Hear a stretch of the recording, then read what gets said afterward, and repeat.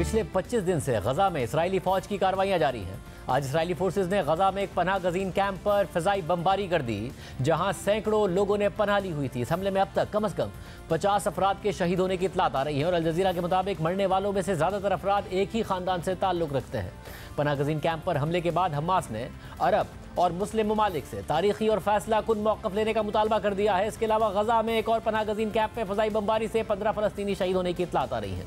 अक़वाम मुत्तहिदा समेत दुनिया भर से इसराइल पर जंगबंदी के लिए दबाव बढ़ रहा है, लेकिन इसराइल ने सीज़ फायर के तमाम मुतालबात को मुस्तरद कर दिया है और अपनी मुकम्मल फतह तक जंग जारी रखने का ऐलान कर दिया है और बज़ाहिर अमरीका को भी जवाब दे दिया है, जिससे लंबे अरसे तक ये जंग जारी रहने और मशरिक़ वस्ता में तनाव बरकरार रहने के इम्कानात बढ़ गए हैं। कल रात को इसराइली वज़ीर आज़म नेतन्याहू ने बैनुल-अक़वामी मीडिया से बात करते हुए कहा कि जिस तरह पर्ल हार्बर पर हमले और 9/11 के बाद अमेरिका सीज फायर के लिए राजी नहीं हुआ था, इसी तरह इसराइल भी हमास से जंगबंदी के लिए राजी नहीं होगा। इसराइल से सीज फायर का मुतालबा करना हमास के सामने सरेंडर करने का मुतालबा है और ऐसा नहीं होगा। नेतन्याहू ने इस प्रेस कॉन्फ्रेंस के दौरान ईरान पर भी तनकीद की और सीज फायर का मुतालबा करने वाले ममालिक को मुखातिब करते हुए कहा कि इसराइल की जंग आप सबकी जंग है। अगर ईरान और उसका एक्सिस जीत गया तो उनका अगला हदफ आप होंगे। सिर्फ यही नहीं, इसराइली वज़ीर दिफा ने भी बयान दिया कि हमास के पास दो ऑप्शंस हैं, या तो जंग लड़ते लड़ते मर जाएं या बगैर किसी शर्त के हथियार डाल दें। इसराइल का ये रवैया वाज़ेह कर रहा है कि वो ये जंग उस वक्त तक जारी रखना चाहता है जब तक कि हमास का सफाया ना हो जाए, लेकिन हमास से जंग जीतने में इसराइल के लिए सबसे बड़ी रुकावट गजा में कई 100 किलोमीटर तक बिछा हुआ सुरंगों का नेटवर्क है, जो हमास ने कई सालों में इसराइल की ताकत को सामने रखकर बनाया है। इसलिए दुनिया इसराइल को ज़मीनी कार्रवाई से खबरदार कर रही है। ईरानी अफवाज के चीफ ऑफ स्टाफ के आज के बयान के मुताबिक मज़ाहिमती तंजीमों ने शुमाली गजा में सुरंगों का 400 किलोमीटर से भी ज़ायद का जाल बिछाया हुआ है, जिनमें से कुछ के अंदर से मोटरसाइकिल और गाड़ियाँ भी गुजर सकती हैं और कुछ सुरंगों का दूसरा सिरा इसराइल के अंदर तक चला जाता है। सिर्फ हमास और ईरान ही नहीं, बल्कि खुद अमरीकी और मगरबी मीडिया भी मुसलसल हमास के सुरंगों के नेटवर्क की पेचीदगी और मजबूत दिफाई हिकमत अमली को सामने ला रहा है। अमरीकी नशरियाती इदारे CNN ने सुरंगों से मुतालिक अंडरग्राउंड वॉरफेयर नामी किताब की मुसन्निफा डॉक्टर रिचमंड बराक की राय पर मबनी एक तफसीली आर्टिकल शाया किया है, जिसमें वो कहती हैं कि वियतनाम जंग के दौरान वियतनामी जंगजुओं ने अमरीकी अफवाज से छुपने और उनसे लड़ने के लिए सुरंगों का बहुत ज़्यादा इस्तेमाल किया था, जबकि पहली जंग अजीम में बरतानवी अफवाज ने जर्मन फोर्सेस के खिलाफ सुरंगों से ही बड़े बड़े हमले किए थे। 1917 में ऐसे ही एक हमले में 1000 जर्मन फौजी मारे गए थे। CNN के मुताबिक डॉक्टर रिचमंड बराक पिछली दहाई में हमास की सुरंगों और हिजबुल्लाह के ज़ेर ज़मीन नेटवर्क पर तफसीली रिसर्च करती रही हैं। वो हमास के सुरंगों के नेटवर्क से मुताल्लिक कहती हैं कि इन सुरंगों में आप अपने आप को तारीख, खौफनाक और नमी वाले क्लास्ट्रोफोबिक माहौल में पाते हैं, जहां आप बिल्कुल नहीं जानते कि आपके आसपास क्या है। रात को सुरंगों में बहुत सर्दी हो जाती है और दम भी घुटने लगता है, क्योंकि इन सुरंगों में ज़्यादा हवा नहीं होती। अगर आपको सुरंगों में ज़्यादा देर तक रहने के लिए जाना है तो आपको ऑक्सीजन की ज़रूरत पड़ेगी, ख़ासतौर पर उस वक्त कि जब आप एक फ़ौजी हों। इसके अलावा कुछ सुरंगों में आपको झुककर गुजरना पड़ता है, क्योंकि वो ज़्यादा ऊंची नहीं होती हैं। जैसे ही आप किसी सुरंग में दाखिल होते हैं तो आप तेज़ी से सिमत से मुताल्लिक अपनी हिस्स मुकम्मल तौर पर खो देते हैं, जैसे कि आप भूल जाते हैं कि आप कहाँ से आए हैं और कहाँ जा रहे हैं। इन सुरंगों में यह बहुत मुमकिन है कि आप मुकम्मल तौर पर अपने हवास खो जाएं या तेज़ी से कंफ्यूज हो जाएं। कुछ लोगों को तो इससे बहुत बड़ा मसला होता है। इसके अलावा इन सुरंगों में आप वक्त से मुताल्लिक अपनी हिस्स भी खो सकते हैं। आपको लगता है कि आप सुरंग में 2 घंटे से हैं, लेकिन असल में सिर्फ 20 मिनट से आप वहाँ होते हैं। डॉक्टर रिचमंड बराक मजीद कहती हैं कि सुरंगों के अंदर रेडियो कम्युनिकेशन, सेल फोन्स और इस जैसे दीगर आलात काम नहीं करते। इसके मुज़म्मिरात खुद हमास पर भी पड़ते हैं और उसे सुरंगों में आपस में कम्युनिकेशन करने के लिए कोई तरीका निकालने की ज़रूरत पड़ेगी। लेकिन दूसरी तरफ इसराइली फोर्सेस को भी इसके असरात भुगतना पड़ते हैं, क्योंकि अगर वो सुरंगों के अंदर चले जाते हैं तो वो कैसे आपस में राब्ता कायम रखेंगे, साथ ही वो सुरंगों से बाहर ज़मीन पर मौजूद अपनी फोर्सेस से कैसे बात करेंगे। इसके अलावा उन्होंने मजीद बताया कि सुरंगें खोदने में बहुत ज़्यादा वक्त और वसाइल खर्च होते हैं और इस दौरान आपको सुरंगों का मकाम भी खुफिया रखना पड़ता है। लिहाजा पॉइंट ये है कि इस काम में बहुत ज़्यादा सरमाया लगता है और जब आप इन सुरंगों के अंदर जाते हैं तो ये इन्वेस्टमेंट आपको एक ताकतवर अंदाज में हैरान कर देती है। हमास का सुरंगों का ये पेचीदा नेटवर्क है, जहां से वो अपने तमाम ऑपरेशंस चलाती है और इसमें इजराइल प्रूफ कम्युनिकेशन टेक्नोलॉजी नस्ब होने का दावा भी किया जाता है। यानी इसराइल को पता ही नहीं चल सकता कि सुरंगों के अंदर क्या प्लानिंग हो रही है। 7 अक्टूबर को इसराइल पर हमास के हमले के हवाले से भी यही इत्तलात आई कि इजरायली इंटेलिजेंस एजेंसीज को इस हमले की तैयारी की पेशगी खबर इसलिए नहीं हो सकी क्योंकि इन हमलों की सारी प्लानिंग इन सुरंगों में की गई थी और इस प्लानिंग के दौरान कोई भी मोबाइल फोन्स इस्तेमाल नहीं किए गए थे, बल्कि सुरंगों में ही तारें बिछाकर लैंडलाइन कनेक्शंस का एक नेटवर्क बनाया गया था जिससे राब्ता कायम किया जाता था।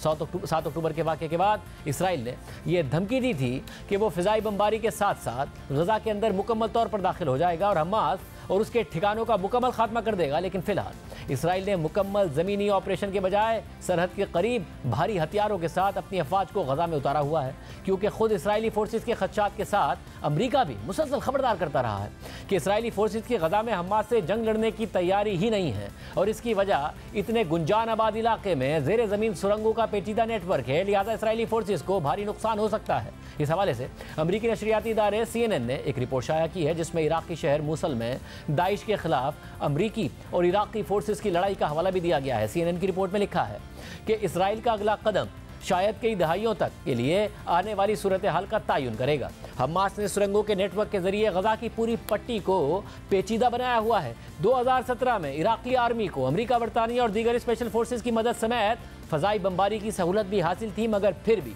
उसे मूसल से दाइश को निकालने में 9 महीने लग गए थे।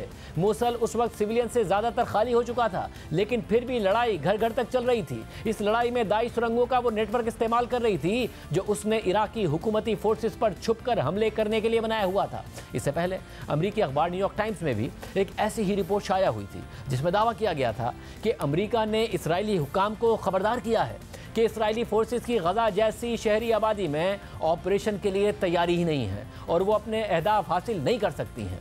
अमरीकी हुकाम ने भी इस हवाले से इराकी शहर मूसल में दाइश के खिलाफ अपनी कार्रवाइयों की मिसाल दी थी। न्यूयॉर्क टाइम्स के मुताबिक अमरीकी इंतजामिया के सीनियर एहलकारों के मुताबिक बाइडेन इंतजामिया को तशवीश है कि इसराइली फोर्सेस के पास अब तक कोई ऐसा मंसूबा ही नहीं है जो गज़ा में ज़मीनी ऑपरेशन की सूरत में काम कर सके। साथ ही इसराइल को ऐसे फौजी अहदाफ की कमी का सामना है जो उसे गज़ा में हासिल हो सकते हैं। इसराइली अफवाज के पास हमास को मुकम्मल ख़त्म करने के वज़ीर आज़म नेतन्याहू के मिशन को अमली जामा पहनाने का कोई वाज़ेह फौजी रास्ता भी मौजूद नहीं है। अमरीकी हुकाम के मुताबिक हमने 7 अक्टूबर के बाद से अब तक इसराइली हुकाम से बातचीत के दौरान कोई काबिल हुसूल प्लान ऑफ एक्शन नहीं देखा। खबर के मुताबिक इसराइली वज़ीर दिफा से टेलीफोन पर बात करते हुए अमरीकी वज़ीर दिफा लॉयड ऑस्टिन ने जोर दिया कि इसराइली फोर्सेस को गज़ा में ज़मीनी ऑपरेशन के हवाले से बहुत एहतियात से गौर करने की ज़रूरत है, जहां हमास ने गुंजान आबाद इलाकों में सुरंगों का एक पेचीदा नेटवर्क बनाया हुआ है। अमरीकी वज़ीर दिफा ने 2016-17 में इराकी शहर मूसल में दाइश के खिलाफ अमरीका की सख्त लड़ाई का हवाला भी दिया। उस वक्त खुद लॉयड ऑस्टिन अमरीका की सेंट्रल कमांड के सरबराह थे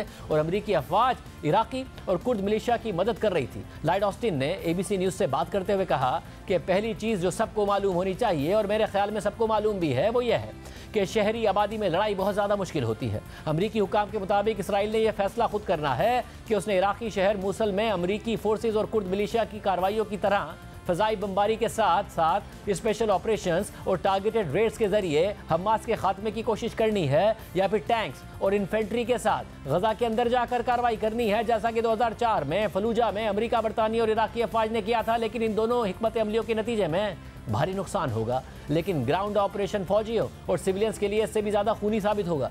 खबर के मुताबिक वाशिंगटन इंस्टीट्यूट के माइकल नाइट्स ने मूसल और गज़ा का मवाजना करते हुए तज्जिया किया कि दाइश को मूसल में तैयारियों के लिए 2 साल का वक्त मिला था, लेकिन हमास ने 15 साल से मुनज़्ज़म अंदाज में अपने दिफा की तैयारी की है। ये वह हक़ाइक़ है जिसने इसराइल को खौफज़दा किया हुआ है। इसी वजह से अभी तक एक मुकम्मल ज़मीनी ऑपरेशन के बजाय इसराइली फोर्सेज ने गज़ा में पहले कुछ महदूद ऑपरेशन किए और फिर जुमे को एक वसी ज़मीनी ऑपरेशन शुरू किया जो अब भी जारी है। इसराइली फोर्सेज और हमास के जंगजू 5 दिन से लड़ रहे हैं और एक दूसरे को नुकसानात पहुंचाने के दावे कर रहे हैं। हमास के मुताबिक इसराइली फोर्सेस का एक दस्ता गज़ा में एक इमारत में घुसा था जिस पर हमास के फाइटर्स ने हमला कर दिया। इसके अलावा इसराइली फौजियों को ले जाने वाली एक गाड़ी और बुलडोजर्स को भी निशाना बनाया गया, जबकि मजीद कई मकामात पर इसराइली फोर्सेस को भारी नुकसान पहुंचाया गया है। साथ ही गज़ा से इसराइली सरजमीन पर मुसलसल रॉकेट्स भी दागे जा रहे हैं। इसराइली मीडिया के मुताबिक गज़ा से फायर किए गए रॉकेट्स ने एक रिहायशी इलाके को निशाना बनाया जहां मुतअद्दिद कारें तबाह हुई हैं, जबकि कई रॉकेट्स को आयरन डोम ने फ़िज़ा में ही तबाह कर दिया है।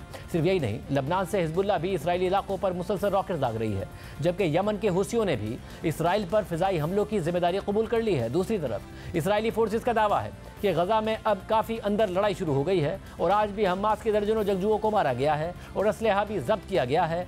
ज़मीनी अफवाज की निशानदही पर इसराइली एयरफोर्स हमास के ठिकानों को निशाना बना रही है, जबकि ज़मीनी ऑपरेशन में 2 इसराइली फौजी भी मारे गए हैं। वाज़ेह है कि तनाज़ा शिद्दत इख्तियार करता जा रहा है। इसराइल ने जंग बंदी के इम्कानात को रद्द कर दिया है और अपनी कार्रवाइयाँ मज़ीद तेज़ करता जा रहा है। 7 अक्टूबर के बाद से अब तक इसराइली बमबारी से 8,500 से ज़ायद फ़लस्तीनी शहीद हो गए हैं, जिनमें से 3,542 बच्चे हैं, जबकि हज़ारों बच्चे ज़ख्मी हैं और सैकड़ों अब भी लापता हैं, जिनके बारे में खदशा जाहिर किया जा रहा है कि वो मलबे के नीचे दब गए हैं। गज़ा में बच्चों से मुताल्लिक एक तारीखी अलमिया जन्म ले रहा है। आलमी इदारे तशवीश में मुब्तला हैं। यूनिसेफ ने गज़ा को बच्चों का कब्रिस्तान करार दिया है। यूनिसेफ के तर्जुमान ने जिनेवा में अक़वाम मुत्तहिदा की प्रेस ब्रीफिंग में बताया कि गज़ा में अब तक 3,500 बच्चे मारे गए हैं। कम से कम 940 बच्चे लापता हैं। गज़ा में बच्चे सिर्फ इसराइली बमबारी से ही नहीं मर रहे हैं, बल्कि तिब्बी सहूलियात की अदम दस्तियाबी से भी मर रहे हैं और डिहाइड्रेशन का खतरा भी बढ़ता जा रहा है। यूनिसेफ के तर्जुमान ने कहा कि गज़ा बच्चों का कब्रिस्तान बन चुका है, जबकि अक़वाम मुत्तहिदा के मुताबिक गज़ा में हर रोज़ 420 बच्चे मर रहे हैं या ज़ख्मी हो रहे हैं। खुद एक फ़लस्तीनी बच्ची ने दुनिया से सवाल किया है कि क्या फ़लस्तीनी बच्चे दुनिया के दूसरे बच्चों से कमतर हैं। आज के प्रोग्राम में इतना ही। इजाज़त दीजिए। अल्लाह हाफ़िज़।